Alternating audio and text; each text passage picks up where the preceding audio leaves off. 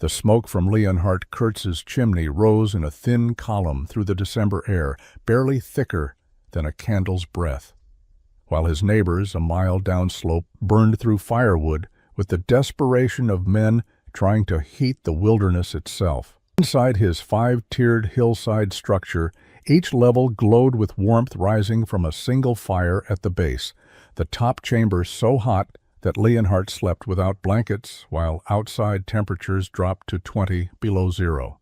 Before we begin, let us know where you're watching from, and if stories of forgotten frontier wisdom speak to you, hit that subscribe button, because tomorrow's tale might just change how you think about survival itself. The winter of 1842 arrived in Montana Territory with a cruelty that old-timers said they hadn't seen in 20 years. Temperatures dropped to 15 below zero in early November and stayed there. By December, the cold had settled into something beyond mere weather. It became a presence that tested every structure, every supply cache, every decision men had made during warmer months. Leonhard Kurtz and Johann Voigt had built their cabin the previous spring using methods every trapper in the territory understood. Logs notched at the corners, chinked with moss and mud, a single room measuring 12 feet by 14 feet with one door and one small window. They had built it in 5 days. It kept out wind and rain. That had seemed sufficient. The cabin stood in a clearing near a creek that fed into the Yellowstone River.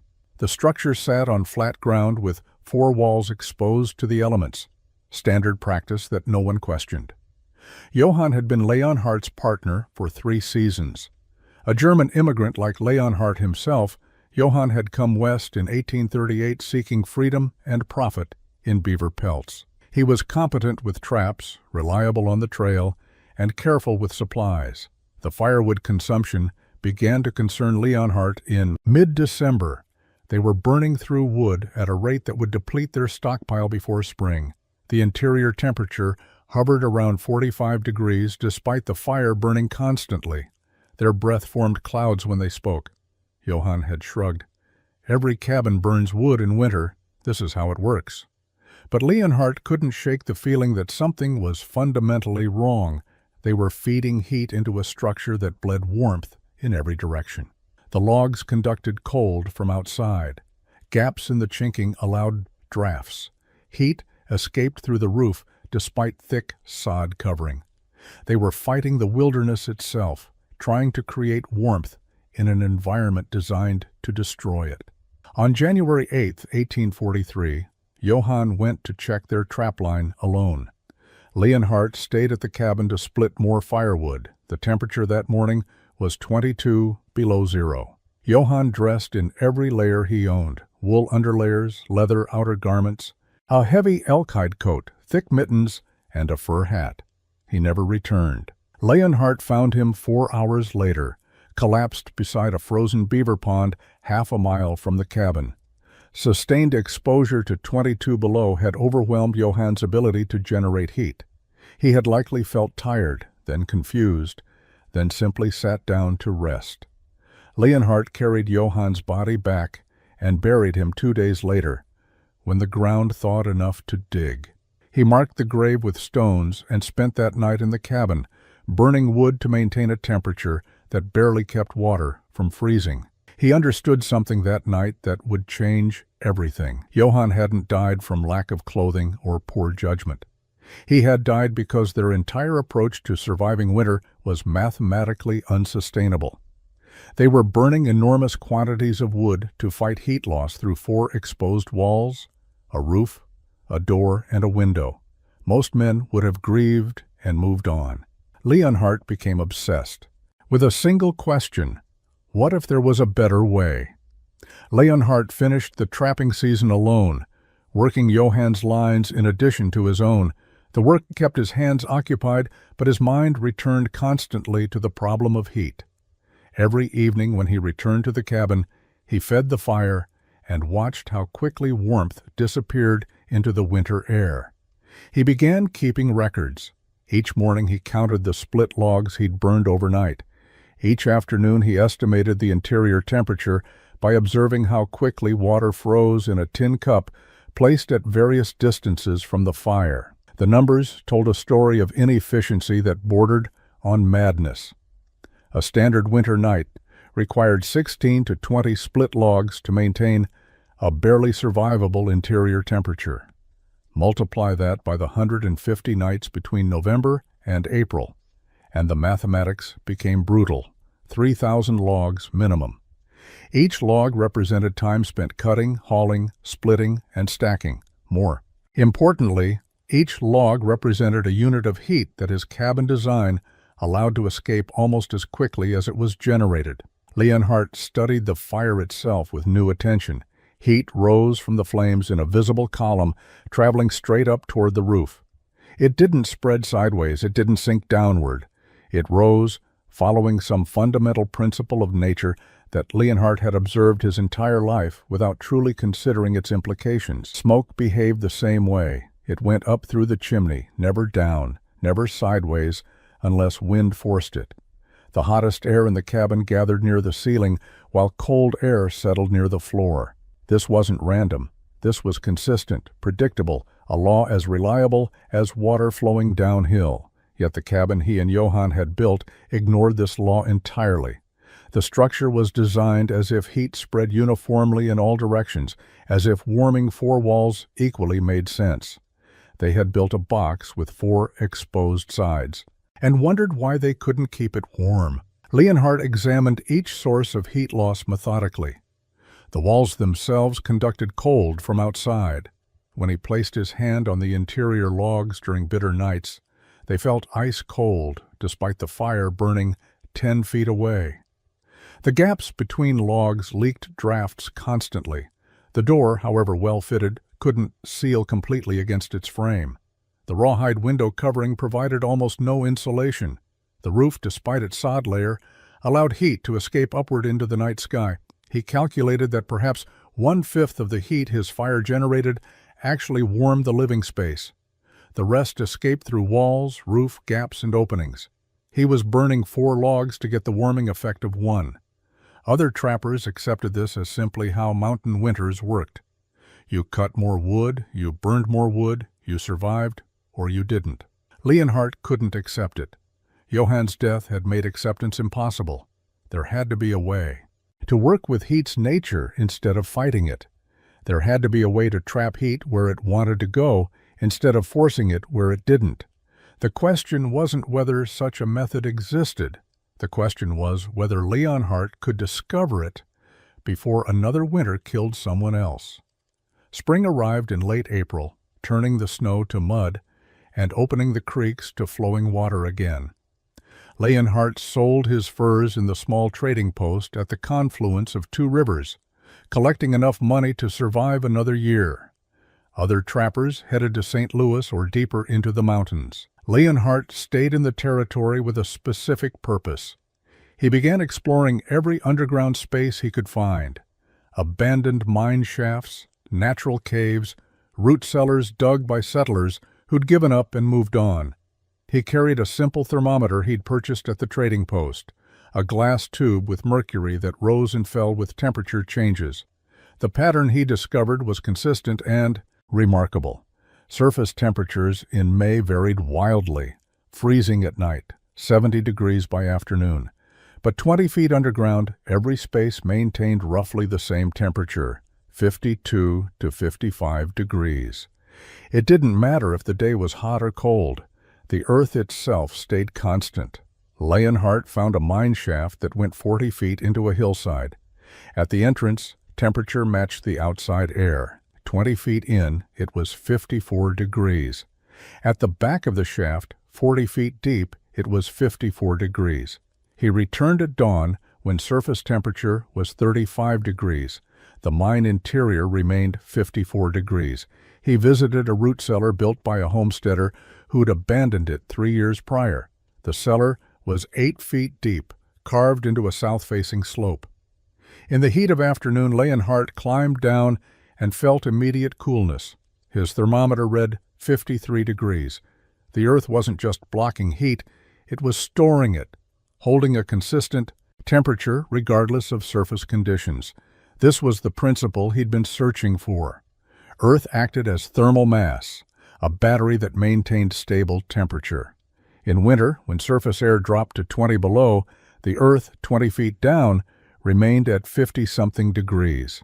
That was still cold by human comfort standards, but it was 70 degrees warmer than the outside air. A cabin built into Earth wouldn't have to fight the full temperature differential between inside and outside. It would only need to bridge the gap between Earth temperature and comfort temperature. Instead of heating 70 degrees of difference, you'd heat 15 or 20 degrees. Leonhardt spent 3 weeks visiting every underground space within 20 miles. He measured, recorded, observed. The deeper into Earth, the more stable the temperature. The more Earth contact a space had, the less it responded to surface weather changes. He began to understand that his cabin's 4 exposed walls weren't just a design flaw. They were the fundamental mistake. Every wall exposed to air was a wall fighting the full force of winter. Every wall buried in Earth was a wall protected by nature's own thermal battery. The question was how to build a structure that maximized Earth contact while remaining livable. In early June, Leonhardt encountered a traveling hunter named Marcus Webb at the trading post. Webb mentioned surviving an unexpected late spring blizzard by digging into a snowbank. The comment was casual, just another survival story trappers shared, but something in the details caught Leonhardt's attention. He found Webb 3 days later and asked him to explain exactly what had happened. Webb seemed puzzled by the intensity of Leonhardt's questions, but shared the full account. He'd been caught in high country when the storm hit, temperatures dropping to 15 below, with wind that made travel impossible. No trees for shelter, no time to build anything. Webb had used his knife to hollow out a space in a deep snowdrift, crawling inside and sealing the entrance with packed snow except for a small air hole. He'd expected to endure the cold until the storm passed. Instead, he'd found the interior surprisingly comfortable. Not warm, but vastly warmer than outside. He'd actually slept without shivering. Leonhardt pressed for details. How large was the space? How thick were the walls? What was the temperature difference? Webb couldn't answer precisely, but he estimated the interior felt 30 degrees warmer than the howling wind outside. The walls were perhaps 2 feet thick. The space was barely large enough for a man to lie down. This matched principles Leonhardt had observed in his Earth studies, but applied to a different material. Snow wasn't solid ice, it was ice crystals with air trapped between them. Those air pockets acted as insulation, the same principle that made wool clothing warm. Air itself was an insulator when trapped and prevented from moving. Leonhardt realized that the best natural shelters all shared common elements. They minimized surface area exposed to weather. They used materials with insulating properties, earth, snow, anything that trapped air. They were small enough that body heat alone could warm them. They worked with natural materials instead of fighting them. He began thinking about combinations. What if you built into Earth like a mine shaft, but created livable space? What if you used Earth's stable temperature as a foundation and added heat strategically? What if you stopped thinking about cabins as boxes sitting on ground and started thinking about them as spaces carved into the ground itself? The concept forming in his mind didn't match anything he'd seen in the territory. It would require digging, not just building. It would look strange, possibly absurd. Other trappers would think he'd lost his mind, but the physics made sense. Earth provided thermal mass and insulation. Snow proved that trapped air was nature's own insulation. Heat naturally rose, so why not stack spaces vertically and let heat climb naturally? By late June, Leonhardt had filled a small notebook with sketches and calculations. He hadn't solved every problem, but he'd identified the core principles. Now he needed to test them.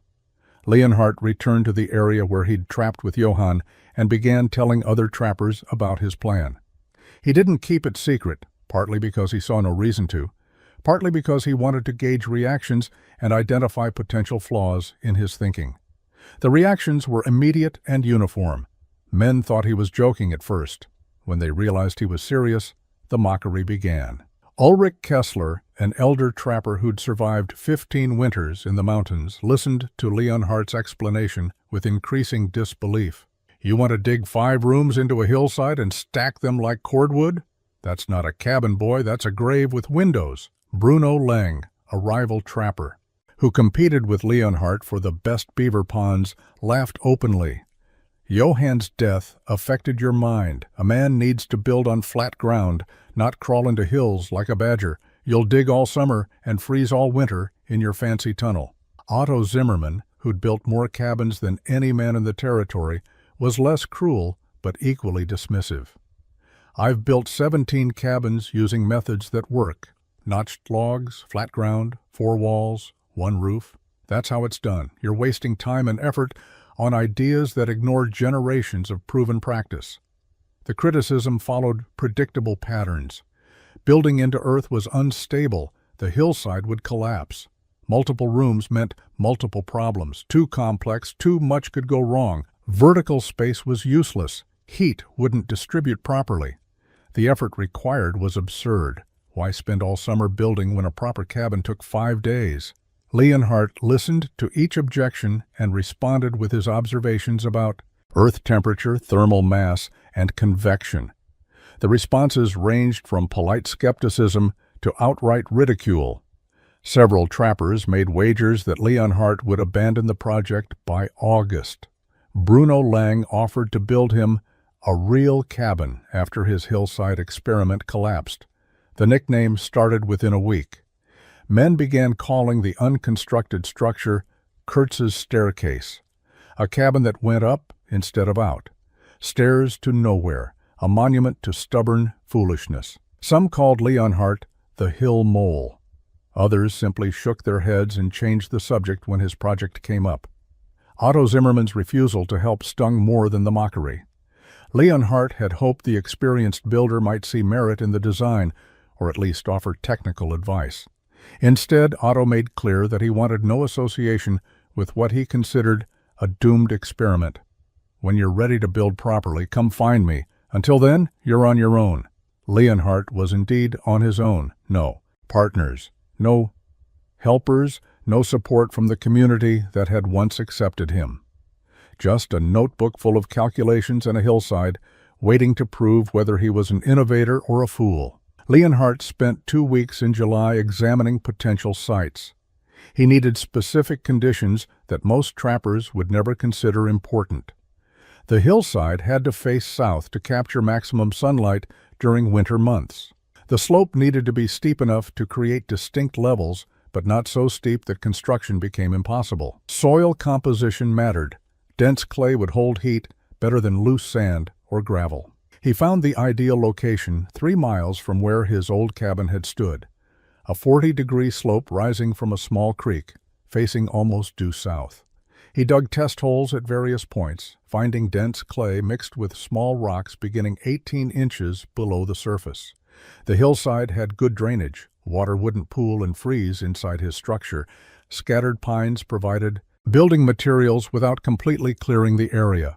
The location had drawbacks that any conventional builder would consider disqualifying. It was 40 yards uphill from the creek, making water hauling more difficult. The slope made material transport challenging. Every log would need to be dragged uphill. Flat ground existed 50 yards away where a normal cabin could be built in a fraction of the time. Leonhardt chose the slope anyway. His design required the slope. Everything he'd learned about earth temperature, thermal mass, and vertical heat distribution depended on building into the hillside, not on it. He began by marking 5 levels ascending the slope. Each level would sit 8 feet higher than the one below, creating a stepped pattern. The bottom level started 20 feet from the base of the hill, where the slope began its steep climb. Each subsequent level was carved directly into the hillside, 10 feet back from the level below. Other trappers occasionally passed by and watched him work. They saw a man digging into a hill with a shovel, creating flat terraces that served no obvious purpose. The mockery evolved from words into simple head-shaking. Men would watch for a few minutes, say nothing, and ride on.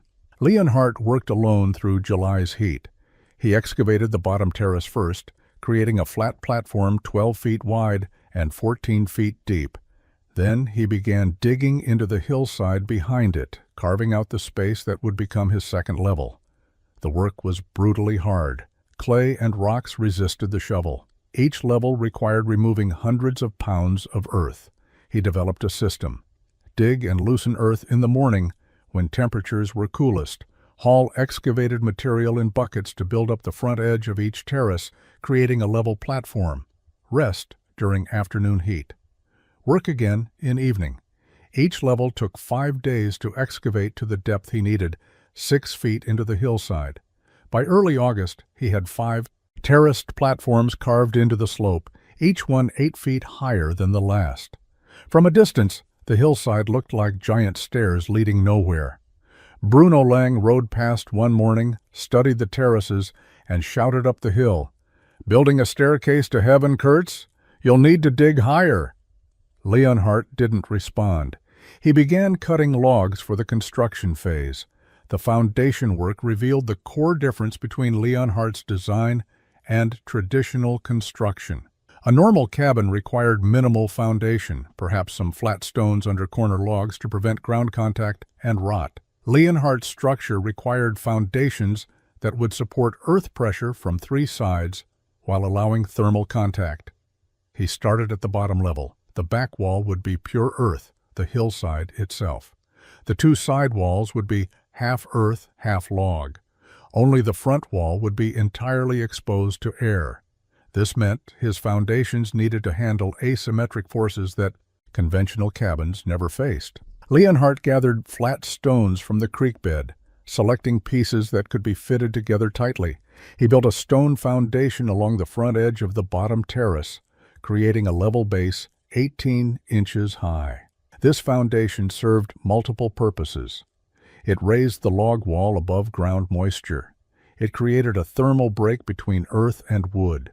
Most importantly, it provided a solid anchor point for the front wall that would need to resist earth pressure pushing from behind. For the side walls, he built shorter stone foundations that transitioned from full height at the front to nothing at the back where logs would rest directly against earth. This created a gradual connection between the freestanding front wall and the earth-supported rear wall. The 2nd through 5th levels required different foundation approaches. Because these levels were carved into the hillside, the floor of each chamber was literally earth. Leonhardt covered the earth floors with flat stones, creating a surface that could be kept clean while maintaining thermal contact with the ground.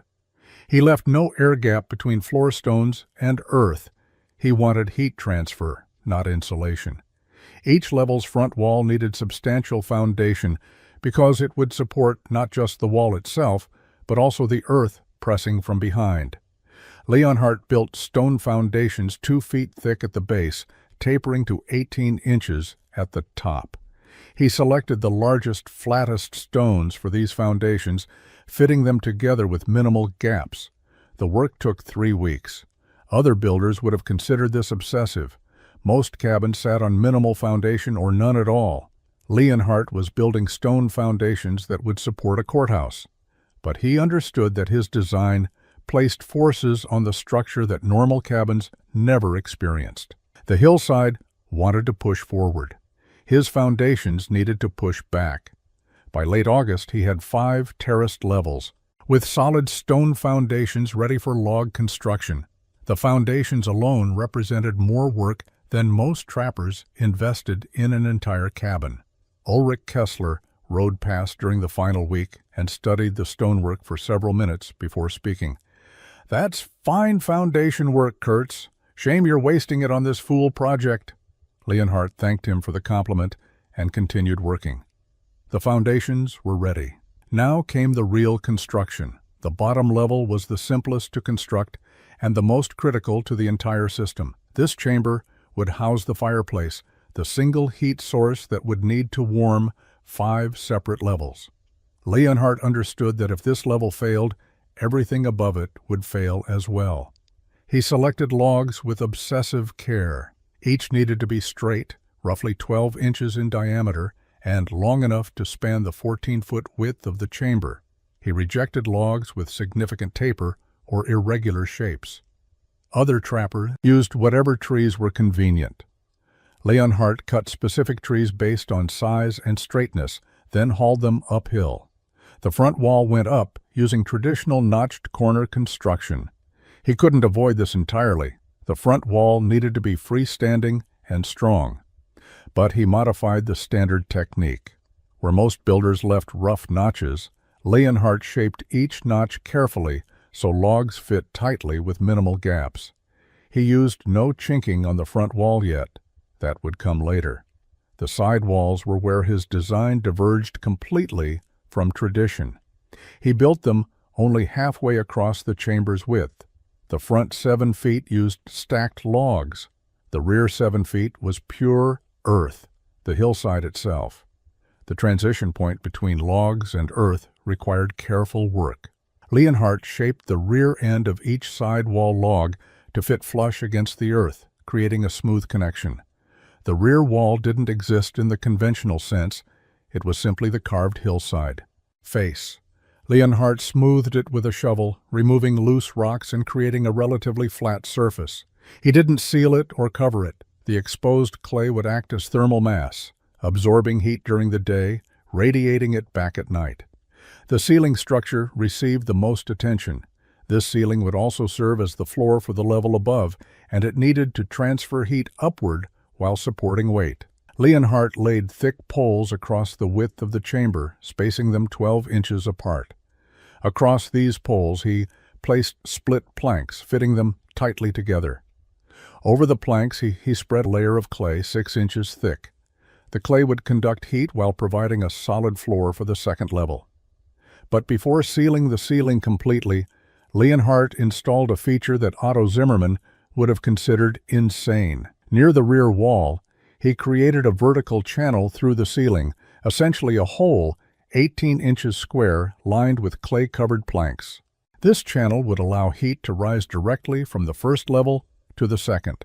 The fireplace took another week to build. Leonhardt gathered flat stones and built a proper firebox with a narrow chimney that extended through all 5 levels and emerged from the hillside above the top chamber. The chimney was deliberately narrow, only 8 inches wide. He wanted it to create strong draft while minimizing heat loss through the chimney itself. By mid-September, the first level was complete. A chamber 14 feet wide, 12 feet deep, with 1 open wall and 3 walls of either log or earth. The vertical channel gaped in the ceiling like an open mouth, ready to feed heat upward. Leonhardt built a small fire to test the draft. Smoke rose cleanly through the chimney. Heat began to warm the chamber. Everything worked as he'd calculated. Now came the challenge of building 4 more levels above this foundation. The second level required solving a problem no frontier builder had faced: how to create a floor that would support human weight while allowing heat to flow upward. Traditional cabin construction never considered this because traditional cabins were single-story structures. Leonhardt was building something unprecedented. He began by extending the vertical channel from the first level. The 18-inch square opening needed to continue through all 5 levels, creating a continuous shaft from bottom to top. This shaft would act as a chimney for heat, not smoke, which went up the narrow stone chimney, but for the hot air itself. The second level's floor had been partially created when he built the first level's ceiling. Now he needed to complete the chamber around that floor. The technique was similar to the first level, but adapted for its position deeper into the hillside. The front wall was log construction, but shorter, only 6 feet high, because the chamber sat 8 feet higher on the slope and needed less elevation. The side walls were mostly earth with just the front 3 feet built from logs. The rear wall was entirely hillside. Leonhardt carved the earth walls smooth and left them exposed. He wanted maximum thermal contact. The clay would absorb heat and hold it. At night, when the fire burned low, the walls would radiate stored warmth back into the chamber. The ceiling construction followed the first level's pattern: poles, planks, clay layer. But Leonhardt added a refinement. He built the clay layer thicker on this level, 8 inches instead of 6. The additional mass would store more heat. He positioned another vertical channel near the rear wall, creating a continuation of the heat shaft. The channel design was critical. Too large and heat would rise too quickly, not warming the lower levels adequately. Too small and heat would be trapped, not reaching upper levels. Leonhardt had calculated 18 inches square based on principles he'd observed in mine shaft ventilation. Air needed space to move, but not so much space that it moved wastefully. He tested the system as he built. With a fire in the first level and the second level partially complete, he climbed up and felt the air near the vertical channel. Warm air flowed steadily upward. He held his hand 12 inches from the channel, noticeably warmer, 24 inches away, slightly warm. Across the chamber near the front wall, cool. The heat was rising but not spreading horizontally as much as he'd hoped. This concerned him briefly until he realized the earth walls weren't yet working. They needed time to absorb heat, to charge like the thermal battery he'd envisioned. He continued building. The third level followed the same pattern: carved into hillside, log front wall, tall earth sides and rear, clay floor, vertical channel. Each level sat deeper into the slope. Each level had more earth contact and less exposed wall surface. The progression was deliberate. The highest levels would be most insulated, benefiting from maximum earth protection. By early October, 3 levels were complete. Leonhardt could stand at the bottom and look up through the vertical channels, seeing daylight from the top of the third level. The structure was beginning to function as a system rather than isolated chambers. He lit a fire in the bottom level and waited. Within 2 hours, all 3 levels showed temperature increase. The effect was modest, perhaps 5 degrees difference between levels, but it proved the concept worked. The final 2 levels would complete the system. The 4th level represented a transition point in Leonhardt's design. The lower 3 levels were partially exposed, with substantial log walls facing outward. The 4th level was almost entirely buried in the hillside. Only a small front wall remained exposed, perhaps 4 feet of log construction with a south-facing window 18 inches square. Leonhardt carved this chamber deeper into the hillside than the others. The excavation went 10 feet back into the earth compared to 6 feet for lower levels. He wanted maximum earth contact on all sides. The chamber dimensions were smaller too, 10 feet wide instead of 12. Less interior space meant less volume to heat. The earth surrounding this chamber was now substantial. 6 feet of hillside above, 10 feet behind, and several feet on each side. Leonhardt calculated that roughly 800 cubic feet of clay and rock surrounded this level. That mass would take days to warm up, but once warm, it would hold heat like a massive stone oven. He built the floor with special attention. The clay layer was 12 inches thick, double the thickness of lower levels. He embedded flat stones in the clay, creating a walking surface that wouldn't turn to mud, but would still conduct heat efficiently. The vertical channel continued through, maintaining its 18-inch square dimensions. The 5th and highest level was the smallest and most deeply buried chamber in the structure. Leonhardt carved it 8 feet back into the hillside, creating a space barely 10 feet wide and 8 feet deep. A single small window faced south, the only opening to the outside world. The chamber was essentially a cave with one glass-covered hole for light. The ceiling of this chamber required different treatment. It was the top of the system. Heat would rise here and have nowhere else to go. Leonhardt sealed the ceiling with thick clay, then piled earth over it. He covered the earth with cut sod, creating a living roof that would provide additional insulation. Snow would accumulate here in winter, adding more insulation when it was most needed. The vertical channel ended in this chamber. Heat rising from below would exhaust into this space, warming it more than any other level. Leonhardt carved ventilation holes near the ceiling, small openings that led to the outside, allowing moisture to escape while retaining most of the heat. He built a sleeping platform in the 5th level, raising it 2 feet off the floor. Heat would stratify in this chamber, hottest near the ceiling, cooler near the floor. A raised sleeping platform would put him in the warmest zone. The construction was complete by late October. 5 levels stacked up a hillside, connected by vertical channels surrounded by earth. From the front, the structure looked like a series of stacked boxes, each one smaller and more recessed than the one below. Otto Zimmermann visited during the final week of construction. He walked around the structure slowly, studying the logwork, examining the foundations. His expression was unreadable. "It's well built," he finally said. "Good logwork, solid foundations, but it's still 5 rooms stacked in a hill. Come winter, you'll understand why we build on flat ground." Leonhardt thanked him and continued working. The structure was built. Now came the moment of truth. With the structure complete, Leonhardt turned his attention to sealing gaps and creating the thermal envelope that would make the system work. Traditional chinking used moss or mud pressed between logs. It worked adequately for normal cabins but cracked over time as moisture froze and thawed. Leonhardt needed something more durable. He spent a week developing a mixture that combined 3 materials. The base was clay dug from the hillside, the same dense clay that surrounded his chambers. He dried it, powdered it, then mixed it with water to create a thick paste. To this he added dried grass, cut from the meadow below. The grass fibers were 6 to 8 inches long, and he mixed them thoroughly into the clay. The grass served the same purpose that horsehair served in plaster. It reinforced the clay, preventing cracks from spreading.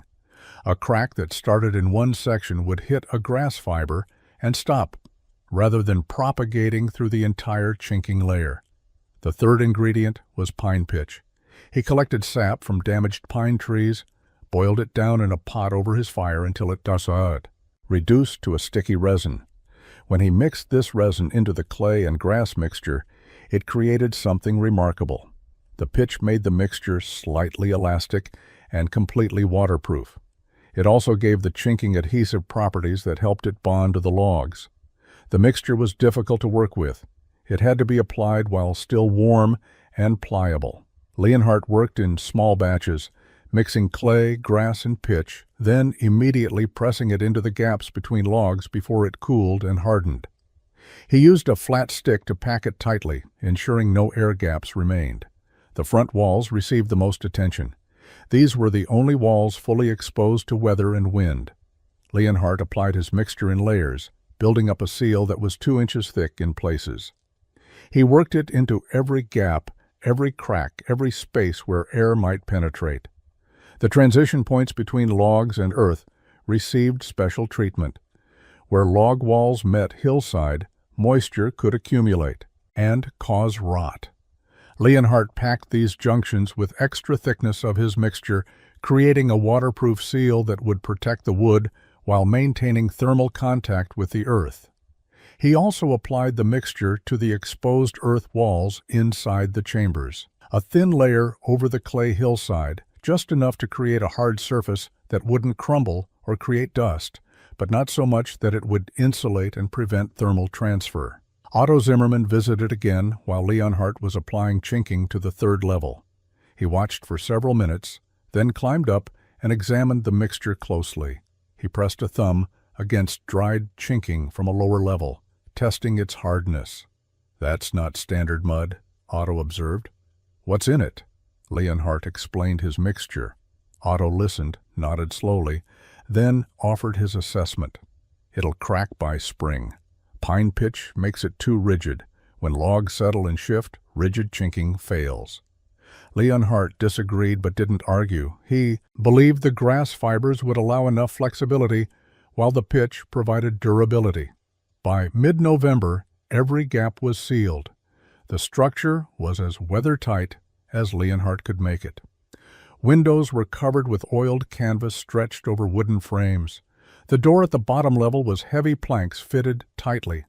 Everything was ready for winter's test. Leonhardt moved his supplies into the structure in late November. He distributed items across the 5 levels based on use and temperature requirements. The bottom level became storage for items that benefited from cool temperatures: meat, preserved foods, things that would spoil in warmth. The second level held tools and equipment.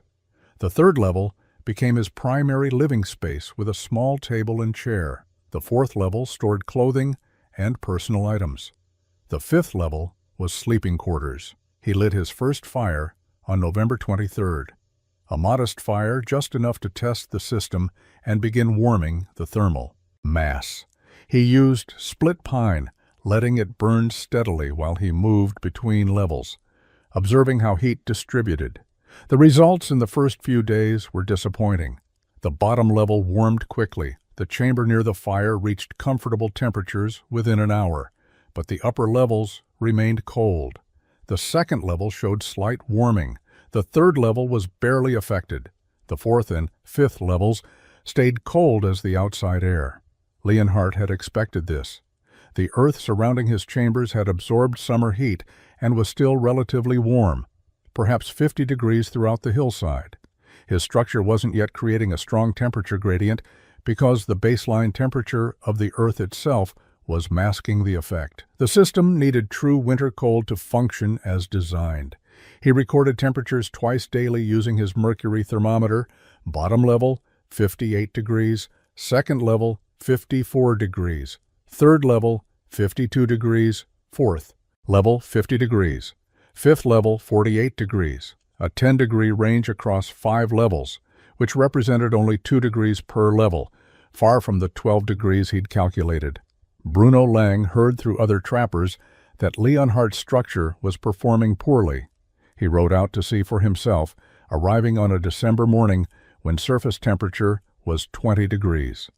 Leonhardt gave him a tour, showing him each level and explaining the temperature readings.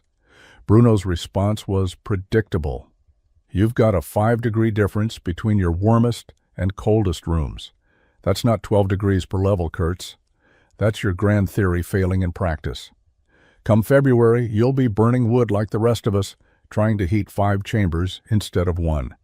You've built the most inefficient cabin in Montana Territory." Leonhardt didn't defend himself. He simply explained that the earth was still holding summer warmth. The system needed deeper cold to function properly.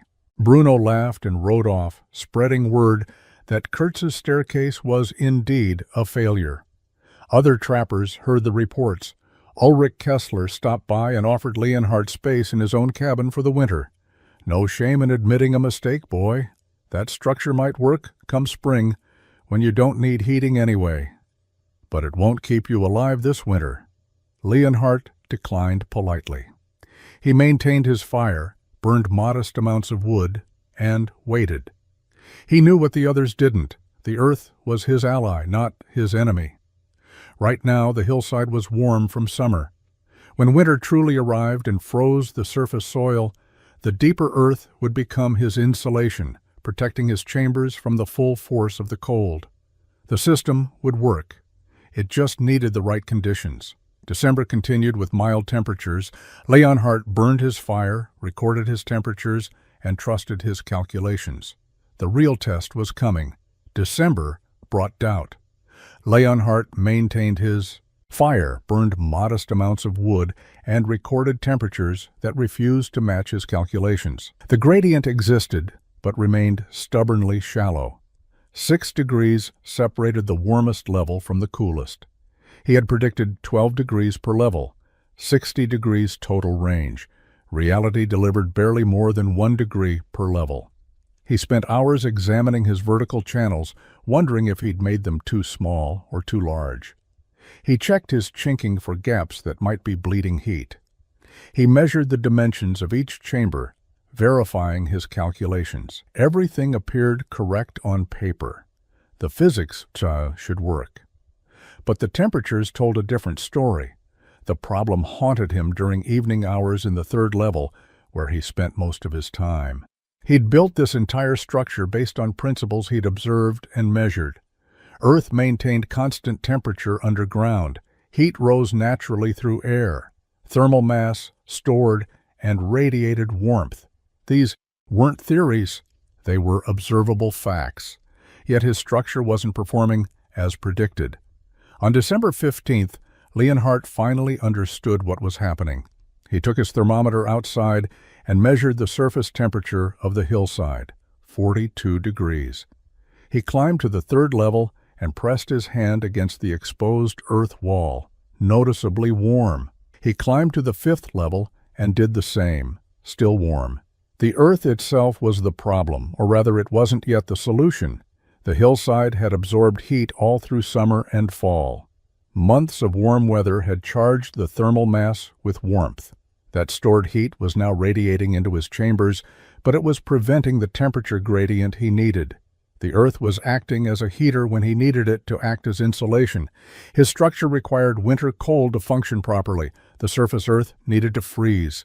The shallow soil needed to become an insulator rather than a heat source. Only then would the deeper earth, the clay surrounding his chambers 20 feet below the surface, provide the stable baseline temperature he'd calculated.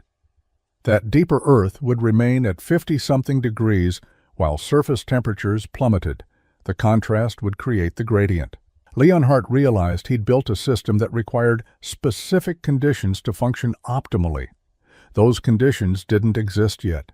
He needed genuine winter, sustained cold that would transform his hillside from a warm mass into a cold shell with a warm core. He explained this to no one. The few trappers who asked about his structure received vague answers. He didn't want to give more ammunition to the skeptics who already considered him a fool. Bruno Leng had already spread word that the staircase was failing.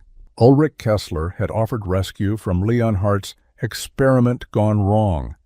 Otto Zimmermann occasionally rode past, studying the structure with the satisfied expression of a man whose predictions were being confirmed.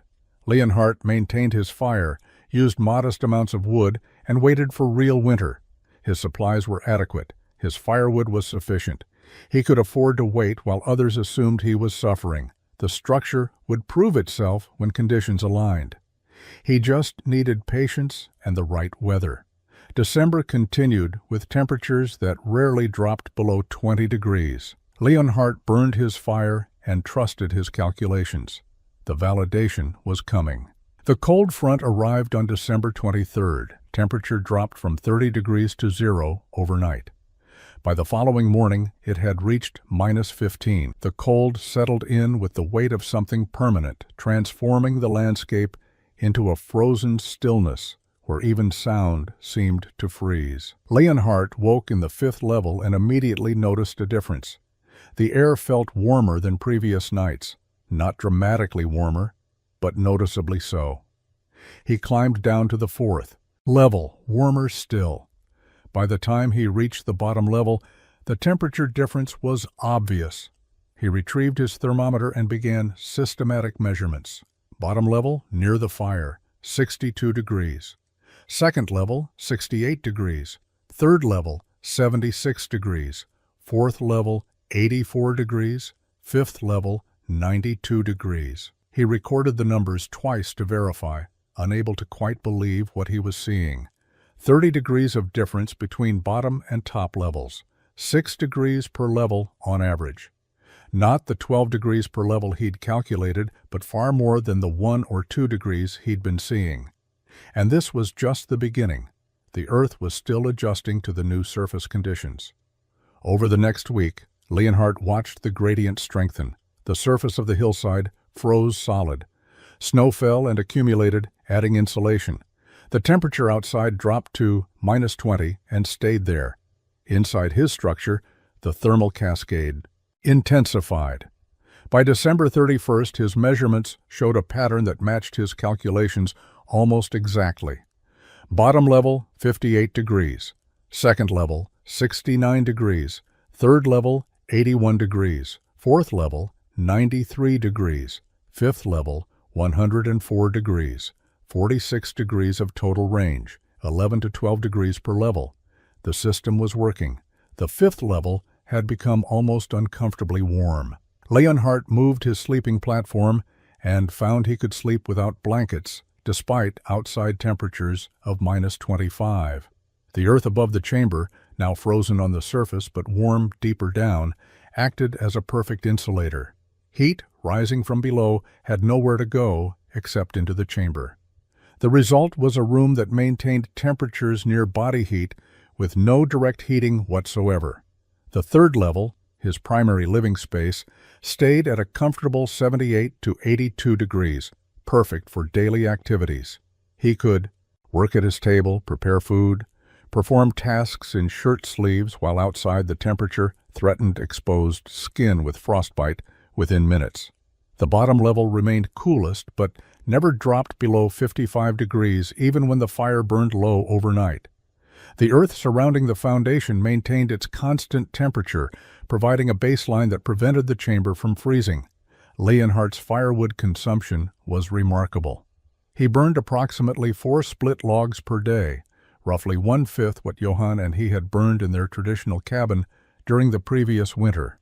The single fire at the base level provided adequate heat for 5 chambers, totaling nearly 600 square feet of living space. The system's efficiency came from multiple factors working together. Heat rose naturally through the vertical channels, requiring no fans or forced air. The Earth's thermal mass absorbed excess heat during the day and radiated it back at night, smoothing temperature fluctuations. The progressive insulation, each level more deeply buried than the last, meant the upper levels retained heat that would have escaped from a surface structure.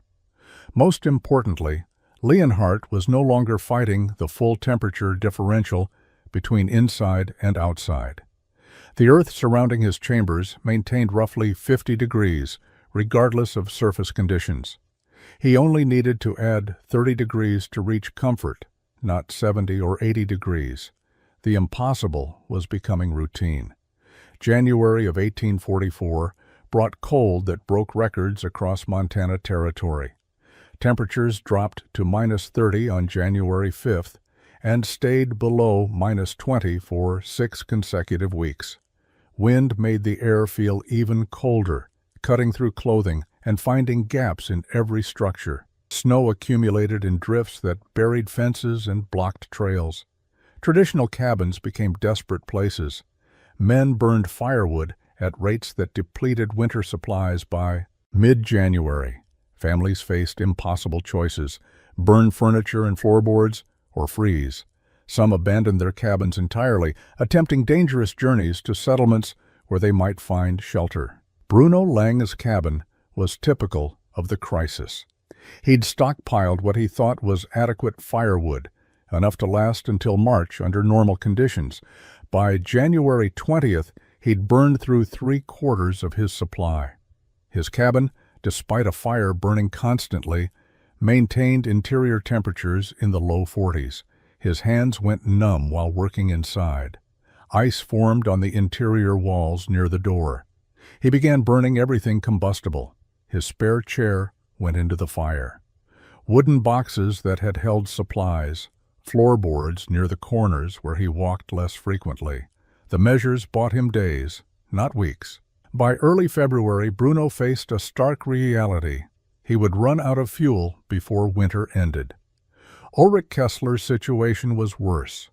His larger cabin required more heat, and his advanced age made him more vulnerable to cold.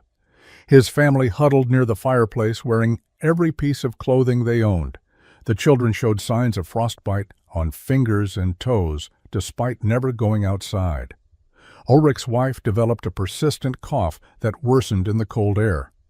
On February 8th, Ulrich made the decision to evacuate. He loaded his family onto a sled and headed for the nearest settlement, 40 miles distant. The journey took 5 days through brutal cold. 2 of his children suffered severe frostbite. His wife's cough turned to pneumonia. They survived, but barely. Otto Zimmermann fared slightly better due to his construction knowledge. His cabin was well built with tight chinking and good foundations. But even superior craftsmanship couldn't overcome the fundamental problem: 4 exposed walls, bleeding heat in all directions. He burned through his firewood supply by mid-February and began cutting green wood from frozen trees, wood that burned poorly and produced more smoke than heat. Word spread through the scattered trapping community. Men who'd planned to winter in the mountains were abandoning their cabins. Those who stayed were burning through supplies at unsustainable rates. Several trappers were found dead in their cabins, frozen, despite evidence of fires that had burned until fuel ran out. The winter was killing people, not through dramatic disasters, but through simple mathematics. The cold was winning, because traditional structures couldn't fight it efficiently. Every cabin built on the standard model was a losing battle against thermodynamics. Some men had more firewood than others, but everyone was fighting the same impossible fight. Meanwhile, smoke continued to rise from Leonhard Kurtz's hillside in a thin, steady column. Bruno Lang appeared at Leonhardt's structure on February 12th. He looked gaunt, his face showing the stress of 6 weeks fighting cold. He stood at the bottom-level entrance. Hesitant to knock, pride warring with desperation, Leonhardt opened the door before Bruno could decide. "Come in." Bruno entered the bottom chamber and stopped. The air was cool but not cold, perhaps 55 degrees, far warmer than outside's -28.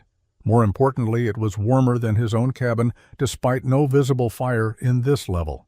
"The fire's upstairs?" Bruno asked. "Bottom level. The heat rises." Leonhardt gestured toward the vertical channel in the ceiling.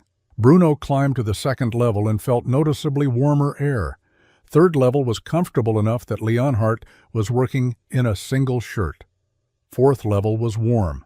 Fifth level made Bruno remove his heavy coat within seconds. The chamber felt like a summer afternoon. "How?" Bruno's voice carried disbelief. "It's -30 outside, and you're sleeping without blankets?" Leonhardt explained the system. Earth insulation, thermal mass, vertical heat distribution, 5 chambers creating a temperature gradient from a single fire. Bruno listened, his skepticism crumbling against the evidence of his own senses. "How much wood are you burning?" 4 to 5 logs daily. Bruno had been burning 20. The efficiency difference was staggering. Leonhardt's structure was heating 5 times the space using 1/4 the fuel. The mathematics were undeniable. Word spread quickly. Within 3 days, Otto Zimmermann arrived with a notebook. He spent 6 hours examining the structure, measuring chambers, studying the vertical channels, questioning Leonhardt about every detail. He took notes, with the focus of a man whose fundamental assumptions had been shattered. "The corner construction is standard," Otto observed. "The log work is good, but not revolutionary. The innovation is the hillside integration and the heat channels," Leonhardt confirmed. The individual techniques weren't complex. The genius was in the system, how earth, vertical space, and convection worked together. Ulrich Kessler arrived in late February after his family had recovered enough for him to travel. He climbed through all 5 levels silently, feeling the temperature increase, observing how comfortable the chambers were. At the top level, he sat on Leonhardt's sleeping platform and shook his head. "I called you a fool," Ulrich said quietly. "I'm the fool. You solved it. You actually solved winter." Other trappers came, some openly curious, some still skeptical despite the evidence. Leonhardt showed them everything. He explained the principles, shared his techniques, answered questions about construction details. He kept no secrets. The knowledge was free to anyone willing to learn. By March, 7 men had begun planning similar structures for the following summer. Otto Zimmermann had drawn detailed plans based on Leonhardt's design. Bruno Lang had selected a hillside site. Even the skeptics who didn't plan to build admitted the system worked. The crisis winter had provided the ultimate test. Traditional cabins had failed catastrophically. Leonhardt's terraced earth shelter had performed flawlessly. The validation was complete, undeniable, and measured in lives saved and resources conserved. The staircase to nowhere had become the solution to winter's oldest problem. Spring arrived in late April, melting snow and revealing the winter's toll. 3 trappers had died in their cabins. 7 families had abandoned the territory entirely, unwilling to face another winter. Those who remained understood they needed to change their approach or leave. Construction began in May. Otto Zimmermann built the first copy of Leonhardt's design 3 miles downstream. He modified details based on his carpentry experience but kept the core principles intact: 5 levels carved into a south-facing hillside, vertical heat channels, maximum earth contact. The structure took him all summer working alone. Bruno Lang started his version in June on a slope overlooking his trap lines. He made his chambers smaller than Leonhardt's, reasoning that less interior volume meant less space to heat. He added a 6th level at the top, pushing the concept further. Leonhardt visited and approved. The design was sound. By summer's end, 7 terraced earth shelters were under construction across the territory. Each builder adapted the concept to their site and needs. Some built 3 levels instead of 5. Others created larger chambers. One trapper built into a west-facing slope because that was all his land offered. The structures varied in details but shared fundamental DNA: earth insulation, vertical heat distribution, minimal exposed surface area. Leonhardt helped where asked but took no credit. When trappers thanked him for sharing the design, he redirected their gratitude. Johann Voigt's death taught me that traditional methods weren't enough. The structure should bear his name, not mine. The name didn't stick. Trappers called them terraced cabins or hillside shelters or simply earth houses. Some called them Kurtz shelters, despite Leonhardt's protests. The terminology mattered less than the adoption. Men were building structures that would keep them alive through winters that had previously killed. The winter of 1844 to 1845 tested the new structures. Otto Zimmermann reported his shelter performed exactly as Leonhardt's had: steady temperature gradient, minimal fuel consumption, comfortable living conditions despite brutal external cold. Bruno Lange's 6-level version created an even more dramatic gradient, with his top chamber reaching temperatures over 100 degrees. Not every builder succeeded perfectly. One trapper built on a north-facing slope and discovered his chambers stayed colder than expected. The lack of solar gain mattered more than he'd anticipated. Another made his vertical channels too large, allowing heat to rise too quickly without warming lower levels adequately.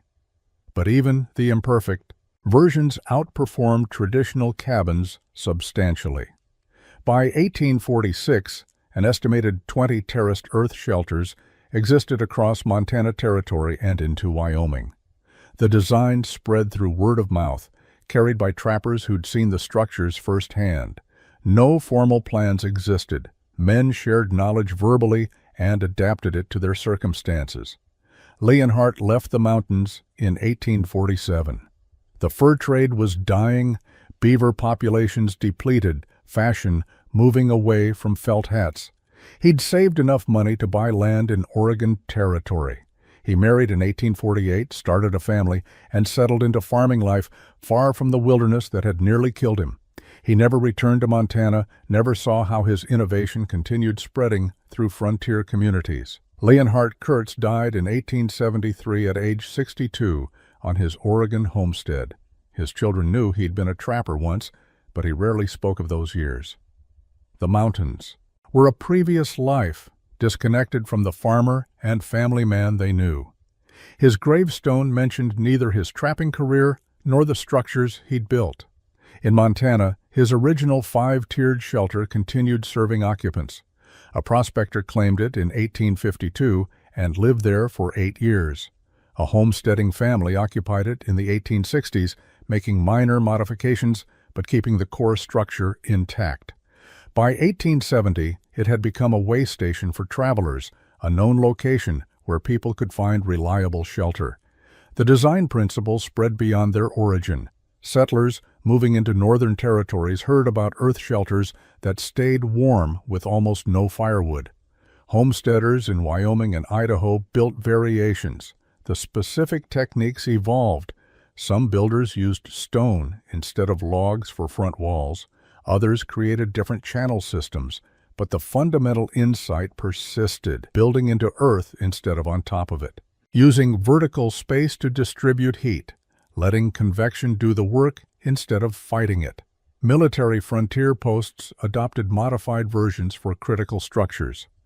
A fort in Dakota Territory built an earth-sheltered magazine that maintained stable temperature year-round, protecting powder stores from moisture and temperature extremes. A trading post in Wyoming constructed living quarters using terraced earth methods, reducing firewood requirements by 70%. Modern historians estimate the design and its variations saved 40 to 60 lives over the following 3 decades. The exact number is impossible to verify because survival often goes unrecorded, but accounts from the period reference earth houses, allowing people to winter in locations where traditional cabins would have meant death. The phrase, "built like a Kurtz shelter," appeared in several letters and journals from the 1850s and 60s, signifying construction that could withstand extreme conditions. Most people using the phrase didn't know who Kurtz was. The name had become separated from the man, transformed into generic terminology. Leonhardt never knew his innovation's full impact. He died believing he'd built one successful structure that a handful of trappers had copied. He didn't know about the military applications, the homesteader adaptations, the lives saved in winters he never witnessed. His legacy existed in structures scattered across the northern frontier, most built by men who'd never met him. The original structure stands today, weathered but intact. The logs have grayed, the chinking has required replacement, but the fundamental design remains sound after nearly 2 centuries. Modern visitors find it remarkable, a frontier innovation that solved winter through understanding rather than force, through working with nature instead of fighting it. The story teaches a simple truth. The most valuable innovations often aren't new inventions, but better applications of existing principles. Leonhard Kurtz didn't discover thermal mass or convection. He simply recognized that frontier construction ignored both, and he built a structure that didn't. His solution required no advanced technology, just careful thought and willingness to build differently than everyone else. The impossible had become routine. A structure heating 5 chambers from a single fire wasn't magic. It was physics applied intelligently, and that solution, shared freely and adapted widely, changed how people survived in one of the harshest environments on the American frontier.